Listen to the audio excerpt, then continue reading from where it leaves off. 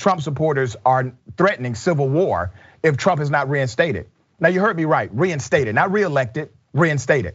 You see, this is what happens when bat-ish crazy meets people that never went to their civics class.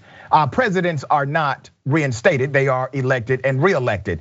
But according to Trump supporters, he must be reinstated before the end of the summer, or there will likely be a civil war in the United States of America.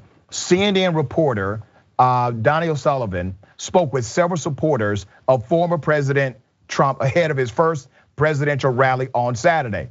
Many of whom told him they fully expect the real estate mogul to be reinstated before the end of the summer and warned of potential political violence in America if he is not. One woman said, and I quote, "He didn't lose. I know he didn't lose," one woman told O'Sullivan, indicating she believes unfounded claims made by Trump and other Republicans that widespread voter fraud led to an unfair election that swung in President Biden's favor. Ron continued, he's coming back before the middle of August. And what if that doesn't happen? The reporter asked. The answer, we're going to be in a civil war because the militia will be taking over. That was the response. Now, that just happened like this week, okay? That just happened a few days ago. Let me remind you of what happened a few years ago. Janet Stengel thinks it could happen if Trump loses. Personally, I think it could turn into a civil war because they're. You really think that? Absolutely. First of all, I think that we're going to have terrorist attacks. And we have all of these protests and all of that. And so I think people are going to be very upset.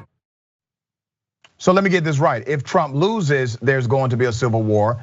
Trump then won, and still you're talking about there's going to be a civil war. And here's what they were saying just a few months ago.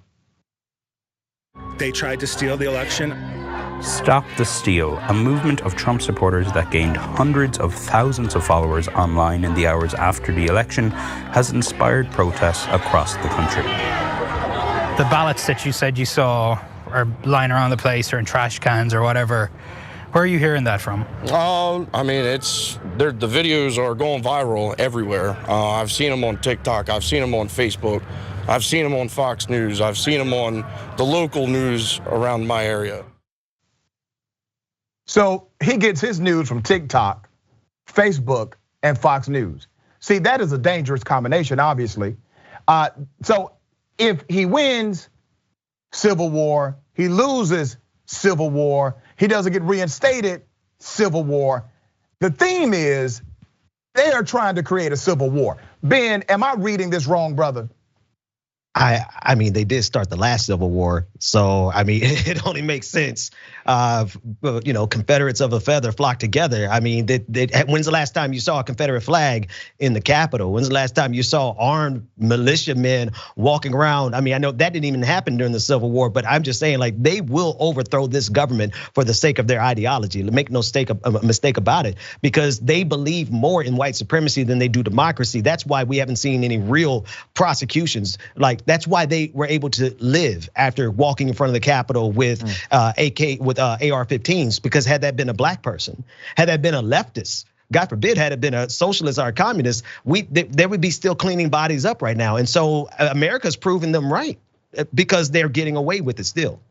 Yeah, there's this great disguise that's happening with what we know as patriotism. Patriotism is not a bad word. It has been misused and it has definitely been perverted in its application. But what people are saying is patriotism is actually nationalism.